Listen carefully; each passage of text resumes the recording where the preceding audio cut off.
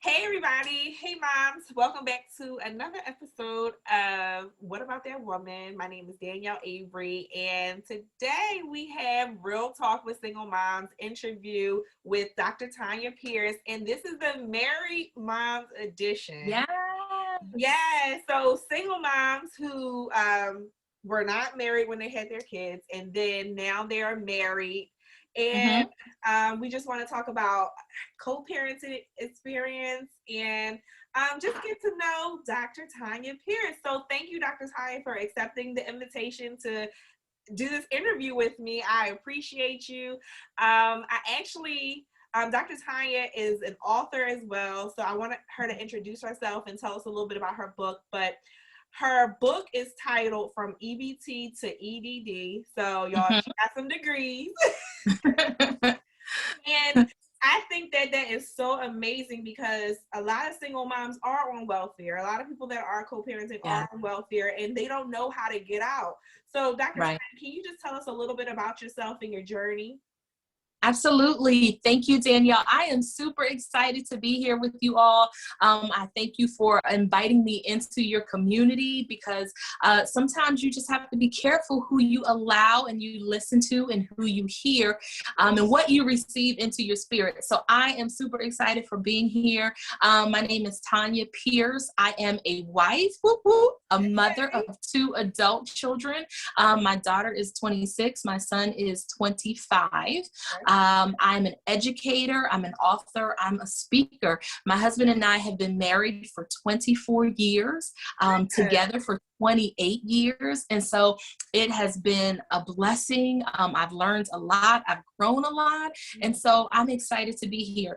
Danielle mentioned my book, From EBT to EDD, and this is just the front page of it. So I would love to be able to connect with any of you who have questions, but I know that we're going to dive into this interview and hopefully, something that I share will allow you to kind of keep pressing on forward in your marriage and your relationships as you get to the point of marriage. Yes, and I'll definitely leave the links to how to connect with Dr. Tonya in the description section of this video. So Awesome. Tell us a little bit about your journey as a single mom. Now, is your husband the father of your kids?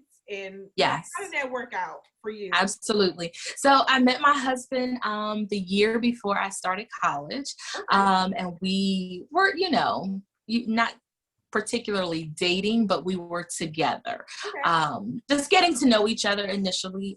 We started dating as college started, and we were inseparable together everywhere, no matter where we were. And so I left college my first year pregnant. And so I had my daughter. I did not return to college that year.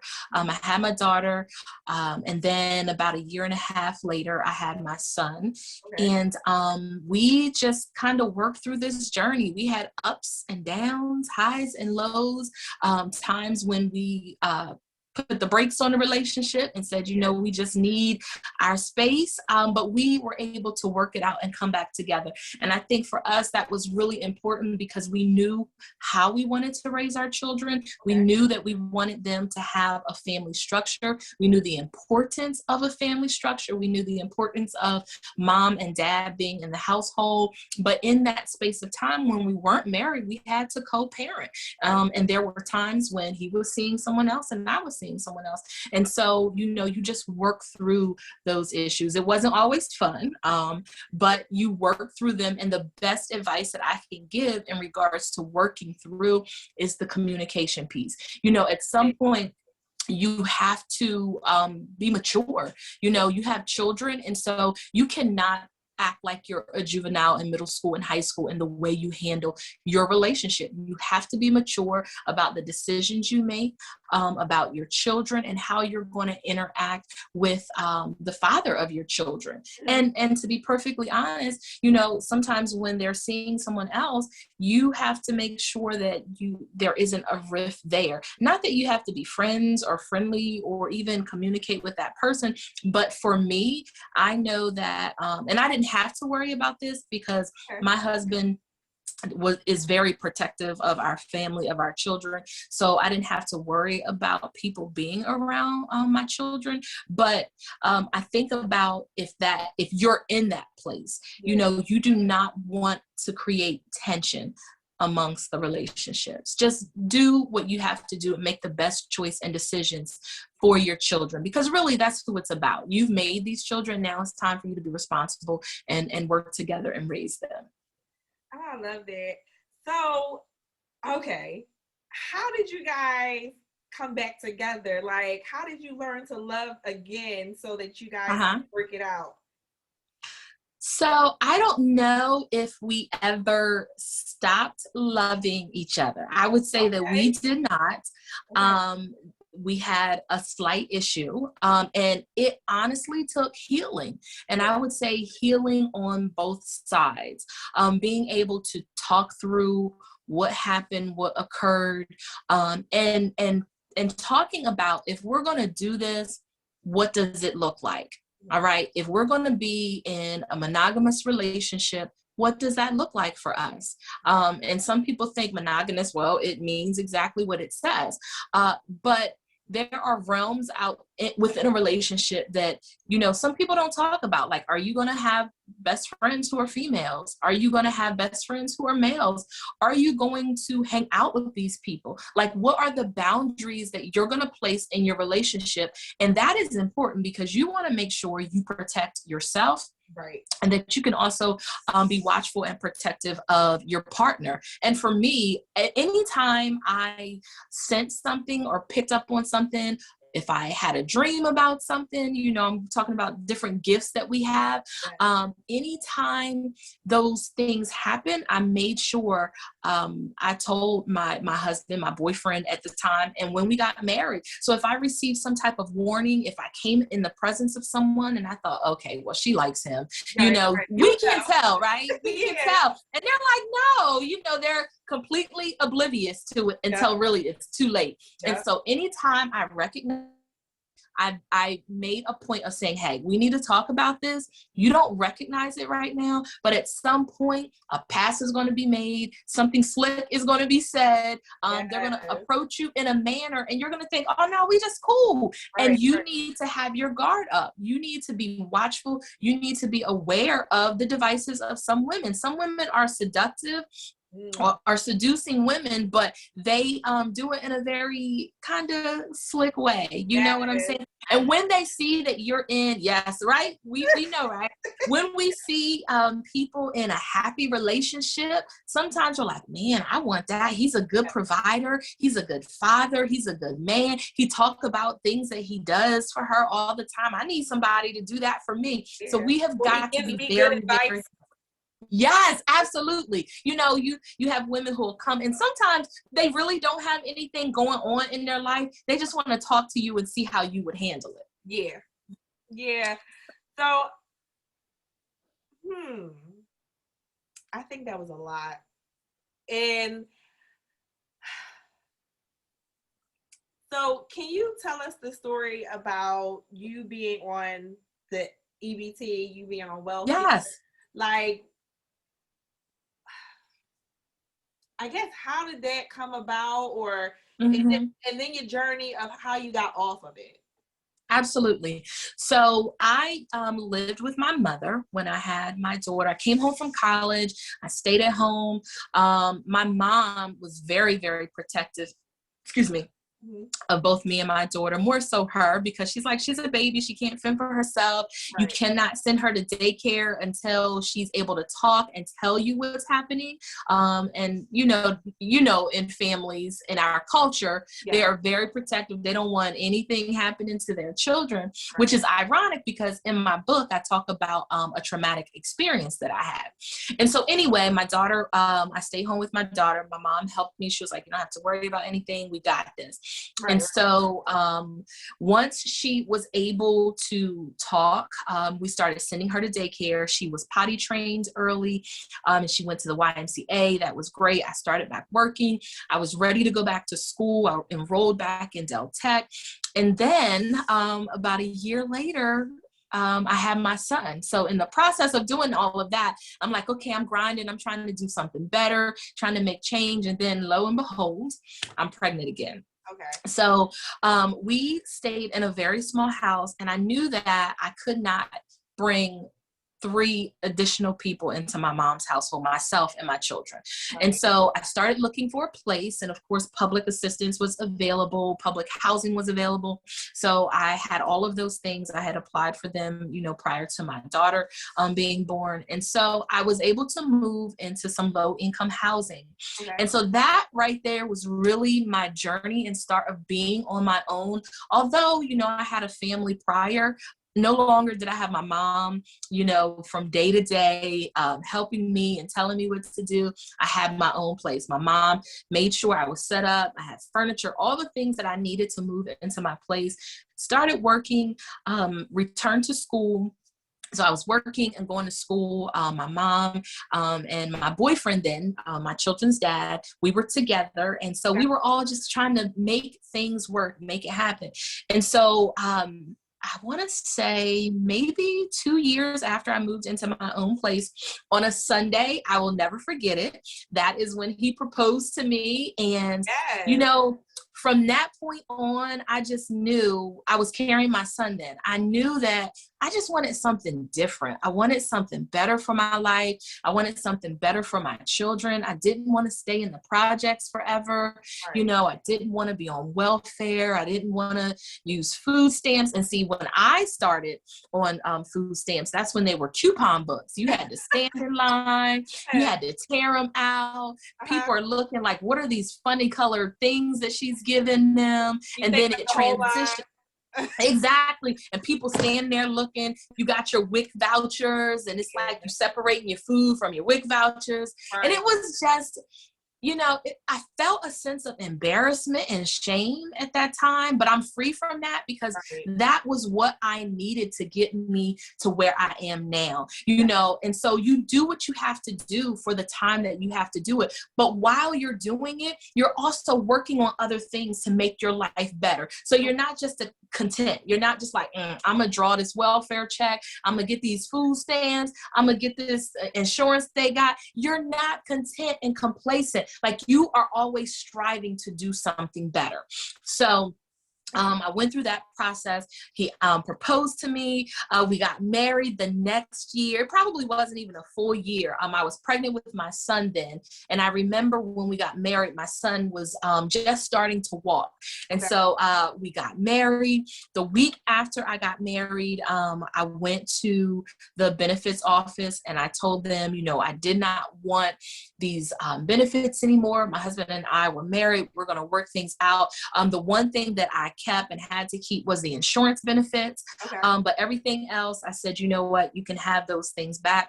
And the lady looked at me and said, well, how are you going to live? Like, what are you going to do? Mm-hmm. And for me, that was someone trying to keep me stuck in the system is how I viewed it. It was like, she didn't expect me to be able to find a job, to be independent and do all the things that I wanted to do. And so along those same times, I had applied for a job to work in corrections. Okay. I got the job. I started my training. So here I am, newly married, a new state position with wonderful benefits, great salary, the potential to work overtime and increase, my earnings. And so things were looking up, things were going well.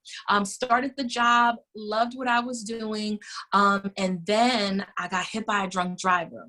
And so, let me go back up for just a minute. I loved the job, but towards the end of my time there, I started to experience burnout. And so when I talk about being able to earn extra money, that's a great thing. But sometimes it was because I didn't want to be there. So I remember on a few occasions, my relief didn't show up for work.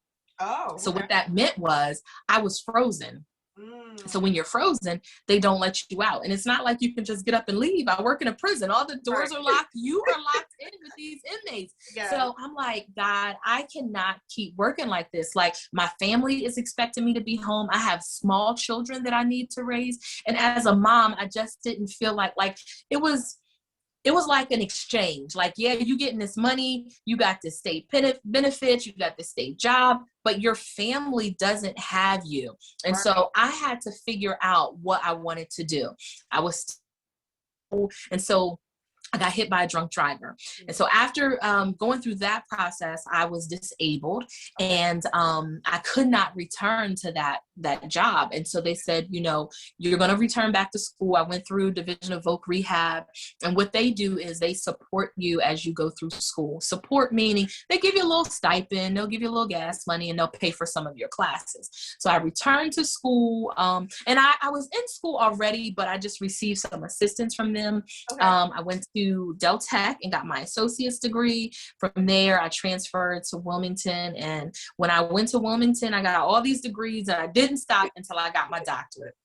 And so that was part of my journey. Like, I was so determined to make sure my children did not have the type of life that I had. Now, on some instances, that's good and that's bad, because we know this newer generation, they're different from us. Yeah. Their work ethic is different. Their longevity on jobs is different. Not everyone, but it's just a different generation.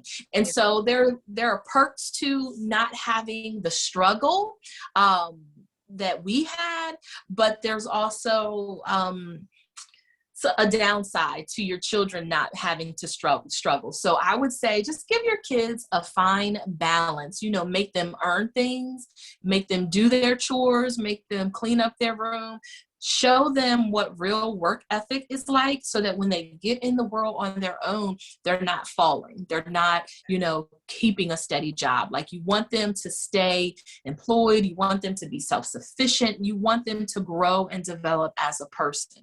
And so my children did not have the type of struggle I had. I remember growing up as a little girl. I talk about this, I believe, in my book. You know, there were times when we didn't have running water, and we had to tote water, and, you know, didn't have heat in the house. Just so many things that I think about now. And I'm just grateful for those experiences, because it really made me who I am. And some people look at me now and they're like, oh, you know, when they read my book, they're like, who would have known that you had these experiences? Like, you know, you're put together, you're polished, things like that. But I'm like, that's all because of God. I give him, you know, grace and honor, and he's worthy of everything and praise that I have earned, degrees that I have earned, positions that I've earned. But it's also the perseverance and determination that he put inside of me, you know, going from the type of childhood that I had and the different experiences I had along the way, into being the person I am. I could not have done it on my own. I had a great support system. You know, my mother was my biggest cheerleader. You know, behind her was my husband.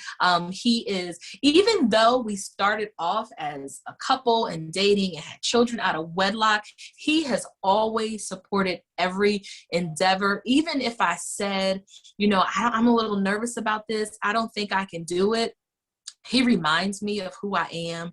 He reminds me of the greatness that's inside of me. And he just says, you know, you can do this. You're going to do well. You got this. You've done this before. Whatever encouragement and support I need, he gives it to me. My children, you know, they're adult children now, and they are there. They're like, oh, Mom, you got it. Don't worry about it. You know, we work together now as a family. Every one of us have accomplished something as CEOs and entrepreneurs of our own businesses. We're authors. They have t-shirt lines and their own brands. And so one of the big things that I love is that we can come together as a family and work with each other on our project. So what do you have going on this week? I'm going to help boost you. All right, Mom. Well, next week, I know you have, you know, this class that you're teaching. What do you need me to do? And so as a family, like I remember when we first started, and we didn't have anything. I remember when we would go and visit my husband's family in Washington, D.C., and it's a running joke now, but when we would leave, his parents would say, y'all got gas money? Y'all got money for the bridge? And so we laugh about those things now because it's like, you know, God has brought us a very, very long way, and we are thankful for that. And so, you know, I just want to encourage anybody who is feeling like they cannot move ahead, they feel like they're stuck. elevate your mind and start thinking about those things that you really, that feel like they're out of your reach. Work toward those things. Every day, work towards a goal. Have a vision board, have a list. In my office downstairs, I have a wall that has my board on it. And I plan out each quarter. All of my goals are planned, things that I want to do, even things that may seem like they're a stretch or a reach. I write them down because at some point I'm going to get to go back and do those things. Like, I never thought I would be an author. My best friend encouraged me to write, and I did. I never thought that I would be able to create courses. I create courses. I never thought I'd have my own school. I have my own school, Life Institute. And so there are things that we can obtain and achieve, but we really have to dig deep and believe in ourselves. Look at your skill set, look at your talents, look at what you're good at, and just capitalize off of those things. Yeah, I like what you said, because I believe I said this in my live last night on with 1L. When I look back at my journey, like, I used to have regret about a lot of things. I still have a little bit of regret, but it's just like, when I look back at the struggle, like when I became a single mom, I was living at my mom's house. It wasn't as pleasant as your experience, but because my mom didn't want me there. That was it. And it was hard living there. And me and my daughter, we shared the room, and you know, we still had to pay rent. So it was hard getting back on my feet. But I was just mentioning to my friend, oh, did I get paid this week? I stopped checking my account. I don't have to check like that. And before, I was checking it to make sure I at least had a few pennies in there so I wouldn't get overdrawn. But now it's like, God has provided so much. Yes. Going from a 1-bedroom rental, I was just renting out a room, to now we have a single family home, and I don't have to worry about somebody hanging out on my steps because I'm in the hood somewhere. Because I grew up. Absolutely. Like, just seeing how God has moved us forward. And when you shared your story, it's like, wow, yeah, you were on welfare. Yeah, you were struggling at one point, but look at you now. And that's other single moms. And I think it's really beautiful that you're able to be with your husband. Your husband is the father of your kids. Yes. And you know, sometimes we think of the single mom journey where, oh, I don't want him no more. Like, I'm done with my child's father. But I think it's very beautiful that you guys were able to come back together and really show that there is restoration in relationships. Absolutely. And there's still work too. You know, we were back together, but there's still things that happen in a relationship. You know, communication can be off. I can be stubborn sometimes. And so I can shut down and not talk for like 3 days, 4 days, 5 days straight, you know, and that is not good. You know, thankfully I'm not that person now, but when I was younger, like, we met when I was 17. Okay. I was straight out of high school. We met when I was 17. I got married, I think, when I was 20. Had just turned 20, about to turn 20, maybe 21. And I was young. I hadn't experienced a lot of relationships. And so for both of us, that was a growing process. And over the years, we both have grown together, and the things that I used to argue about, like, and get mad about, they don't even matter now. I'm like, look, we both tired. We just worked all week long. We'll get to it when we get to it. Yes. Okay. I'll clean up the living room in a little bit. I ain't worried about that right now. And so, you know, not that your house stays dirty, you know what I'm saying? But there are things. You just have a change of perspective. You know, you learn to love each other, you learn to support each other, and you learn how to pull the best out of each other. You know, where I'm weak, he has some great strengths and qualities that truly make me look good, and vice versa. You know, so you work with each other and you just grow with each other. And it really is a commitment. You have to commit to wanting to be together and doing it. It's just a commitment. Yeah, I love that. Because that would give somebody hope, like, this is what I'm supposed to look for in a marriage. This is what I'm supposed to look for in a mate. It's not just about, you know, we love each other or we're lusting after each other and we're just, absolutely, you know, think of the relationship as a fairy tale. Like, no, we want to get a little bit strategic. Like, what's the goal here? Are you supporting me? Are you loving the kids? Like, especially if you're not with your child's father anymore and you're in a new relationship, like, you still have to have those boundaries you talked about. You still have to be strategic about what you're looking for in the meet, because it makes you, like, when your family backs you, it makes it more important, and it makes your job easier, because when you have to promote your book, when you have to work in your school, when you have to do all the things that you're purposed to do, they still have to be behind you, supporting you as well. Absolutely. Yeah. So can you talk a little bit to the mom who wants to go back to school? How does she juggle coursework? Because I actually think about going back to school myself, but I don't want to work in the corporate world. So I just want to be a business owner. But I always think of going to school with, oh man, I'm gonna have to do papers. Oh man, I'm gonna have to study. So can you give some advice to somebody who wants to go back to school and they have all these what ifs? How do they get over that as a single mom or even co-parenting mom?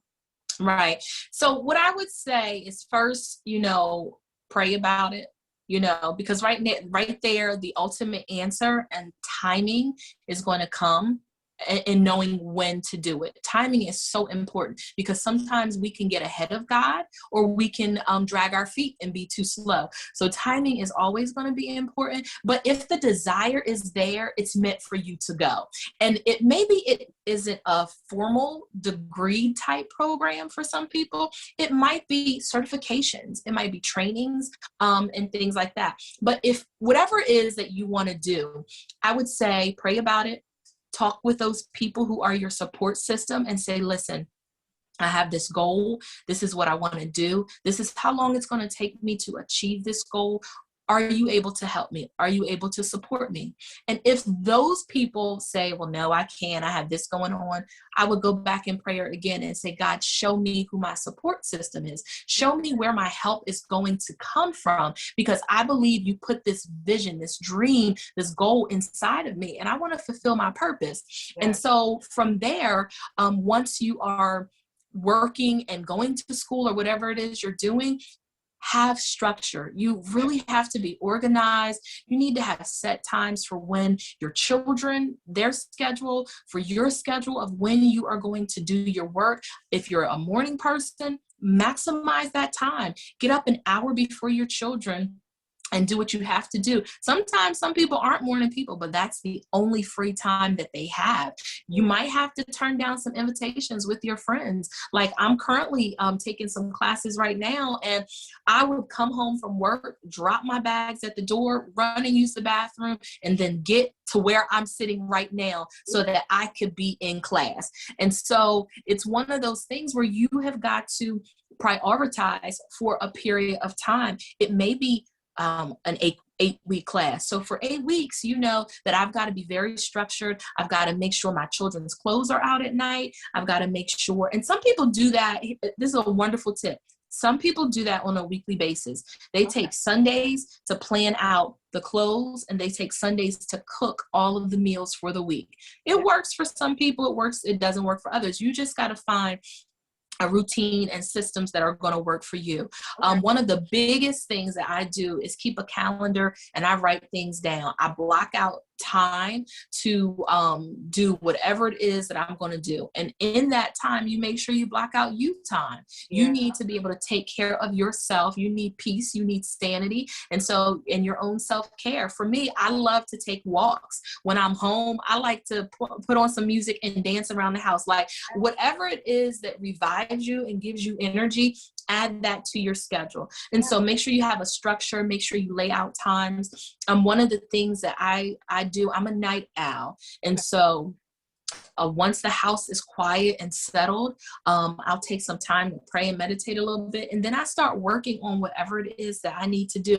Last night, I was up so late. Like, I came home from work, and I was like, I just need to rest for a little bit. And then by like 5:30, I worked from 5:30 to 12 o'clock on a project, and I'm thinking, I got to go to bed. But this project is so fun. I want to go ahead and get it done. And so just make sure you have balance in your life. Find other moms that maybe you could work with. If you could do like a carpool situation, if your children are in middle school and they have school events, or even high school, find people that you could share the load with. All right, it's Monday, the mom next door, you're going to take the kids. I got Tuesday, and let it be people that you trust, but support other people and allow other people to support you. But I think structure and organization are the two biggest things that were helpful in my life. And you're always going to have something that comes up that you did not expect. And just, you have to work through that. You have to work through it and not get to the point where you're too overwhelmed. When you need to take a break, I see this all the time. Take your break, but don't quit. Yeah. Take the break that you need, but do not quit. Because once you quit, it will take forever. It took me what seemed like forever to finish my doctorate. Okay. And I had gotten to the point where I was like, if I don't get this done now, I'm not going to do it. I thought about all the time, all the money that I had put into it, the time away from my family that I had spent. And I was just like, no, this is getting done. I did not sacrifice the last 5-7 years of my life to not walk away with the prize. The prize was that doctorate. The prize was an increase in my salary. The prize was me being able to, establish programs. And you don't need a doctorate to do that, but it just adds more credibility, for me to open up my own school, for me to get speaking engagements, for me to work in the realm and platform where God has called me to be and have the credentials to back me, and so I wasn't going to leave that on the table. So don't leave anything on the table. Another strategy that I have is I keep a journal. I probably got like 20 journals all over the place. And if an idea or a thought come to my mind, I write it down. It may not be for right now, but it's for some time in my life. And so I always go back through my journals. I always revisit them to see, all right, God, well, I wrote this down. Is it time for this now? And he will show you. He will tell you. My first book, Elevate Your Faith, started from a journal. I would just sit and write my prayers out. I would write scriptures out. I would write information that I found, incidents and events that happened during the day. And then it turned into my first book. And so, you just never know what is going to evolve out of what you're doing. Yeah, I love this. I feel like I'm gonna have to rewatch this episode over and over again because you Me too. Like, I love it. So, being a woman of faith, what would you say to a young woman who may be struggling and she doesn't know, she doesn't feel God is present in her life? So, what would you say? How does she sit down and get the time to, pray? How does she learn to hear the voice of God? Because she might be hearing a lot of outside voices and, you should do this with your kid, you should do that. Like, how does she understand the direction from God? Yes. And so the first thing I would say is continue with your prayer life, but you've got to do something different because we oftentimes are very routine and our prayers become predictable. Sometimes we're just praying very basic prayers when God is like, it's time to elevate in your prayer life. It's time to take it another step higher. It's time to stop saying, now I lay me down to sleep, right? Because you're older than that. You're more mature than that. It's time to dig a little deeper. How do we know how to pray? Well, you learn how to pray through reading God's word. You pray the word of God. And if you don't know the word of God, you're not going to be able to understand and recognize the voice of God because God is his word, right? Yes. He repeats himself to us from his word and from reading the stories in the Bible, reading examples of perseverance and enduring and staying in the struggle. That's when you can hear the voice of the Lord and the Spirit saying to you, you can't stop. You can't quit. You got to keep going. And you get examples and you see how People like Noah had people saying, what's that dumb man doing? Why is he building an ark? What is he talking about? It's going to rain. We've never seen rain in our life. It's never rained here. And he kept doing what the Lord told him to do, regardless of what the people said. And then they saw the manifestation of what he was preparing for. And so you've got to come aside and just get real intimate and real personal with God. And if you're still struggling, find someone who can guide you along that journey. Find a mentor. I have a mentor. I have a spiritual mother. And these two women are people that I listen to. These two women are people that I guide my life after. The Bible says, mark the perfect man, because the end of that man is peace. And so I look towards people who are doing positive things, who are, making a positive impact in the community, who are living by the tenets and the guidelines and the principles of the Bible. Because, there's a quote that it says success leaves a pattern, right? Or success leaves, that may not be it exactly, but success leaves some type of hints. And so when you look at someone who is being successful, you go back and you look at their life and you say, well, how did they do it? What did they do? Like, what was their routine? My husband is a basketball coach, and anytime he meets a new athlete, somebody who's really successful, he was just at a recent tournament where there were NBA players, future NBA players, veteran NBA players. And so he always asked them, what's your workout routine? Like, what do you do? Like, how did you get to where you are? And so that's what we have to ask people, and we have to find people who are not selfish with information, who's willing to share. This is what I did to get to where I am. And guess what? You can do it too. You can do it too. I tell a story in the book of when I don't want to give it all away, but of when I did not pass a class, a grade level. And here I am now with a doctorate of education. Here I am now with an associate's degree, a bachelor's degree, 2 masters, and a doctorate. But I failed the class. There was a reason why I failed the class, and I lay it all out in the book. But who would have thought? When I was in high school, I didn't like school. I used to take a blanket with me. I would do my work and go to sleep. And that is a real life story, and so you have to talk to people and see what they did, to get better at their life, to bring the type of life into manifestation, into fruition, and just believe in yourself. Sometimes there are people who have been told that you're never going to be nothing, you're this, you're that, you had these kids out of wedlock, you got bastard kids. And, these are things that I've had said to me, oh, she's just going to keep having babies and things like that. But you have got to dig real deep. You've got to know what God has called you to do, and that you have purpose on this earth, and go for it. Don't let anything stop you. Don't let anything stop you. This was really good. Oh my God, yes. I'm so grateful that we connected. Yes, Danielle. We got to get together outside of this too.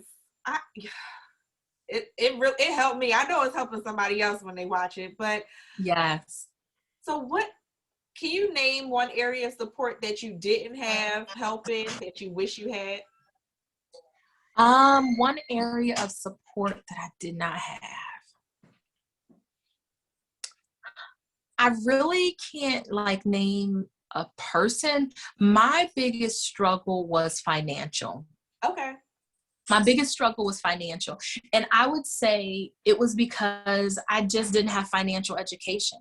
And that can ruin your whole life. Like when you're young and you get a little piece of change, you're like, oh man, I'm going back to the mall. I saw these shoes I liked. I'm going to get my hair done, nails done, everything did, and we forget that lasts for a week or 2 weeks. You know what I'm saying?